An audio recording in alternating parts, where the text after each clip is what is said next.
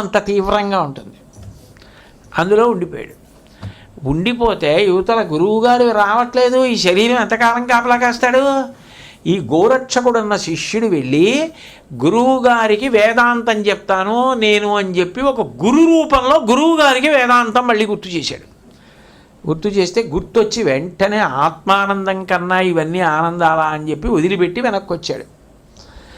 ఆ మత్స్యేంద్రనాథుడికి అటువంటి ఇబ్బంది కలిగింది. అందుకని నేను చెప్పింది వినండి, ఇది సాహసం కదా, ఎందుకు చేస్తున్నారు అని అడిగారు. అడిగితే శంకర భగవత్పాదులు అప్పుడు జవాబు చెప్పారు.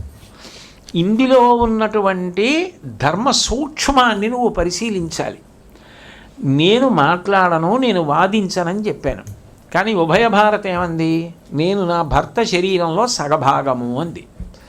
అది శాస్త్రం అంగీకరించిన విషయం.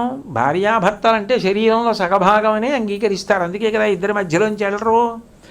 అప్పుడు ఆమెను నేను వాదనలో గెలవాలంది. నేను సన్యాస ధర్మం చెప్పాను. ఆమె ఏమంది?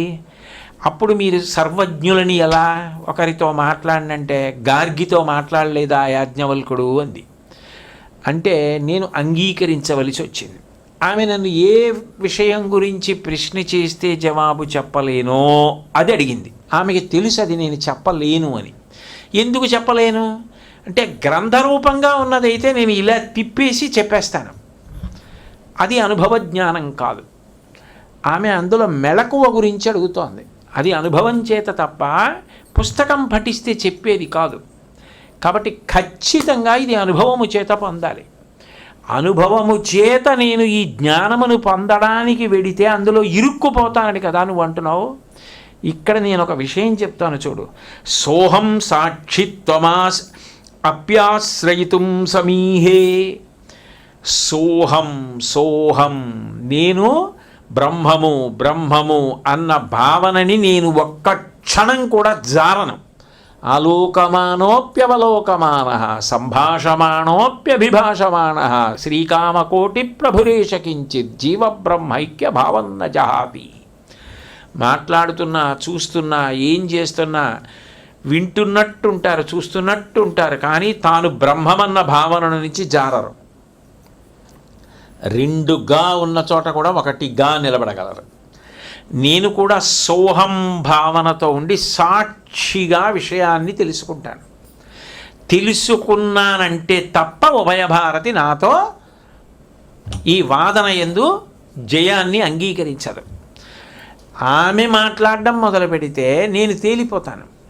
అందుకని నా సర్వజ్ఞత్వము నిరూపింపబడదు.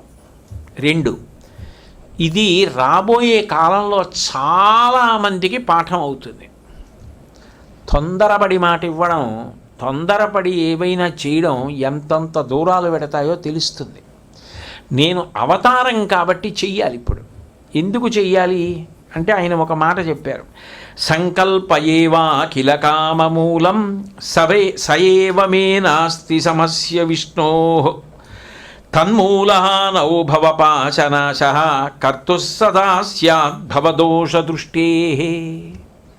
ఓ పద్మపాదుడా, నువ్వు భయపడుతున్నది ఏమిటి? నేను వెళ్ళి అక్కడ ఉండిపోతానేమో అంతఃపురంలో అనుకుంటున్నావు. సంకల్పము అన్న బీజం ఉంటే దాంట్లోంచి అంకురం వస్తుంది, మొక్క వస్తుంది, చెట్టు వస్తుంది, కాయలు వస్తాయి, పళ్ళు వస్తాయి, ఊంచుకుంటుంది.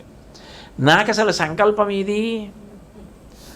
నాకు అసలు నేను అట్లాంటి అనుభవాలు పొందుదామని కానీ, ఆ శాస్త్రం తెలుసుకుందామని కానీ, అంతఃపురాలకు ఎడదామని కానీ, స్త్రీ సౌఖ్యం పొందుదామని కానీ నాకు సంకల్పం ఉందా?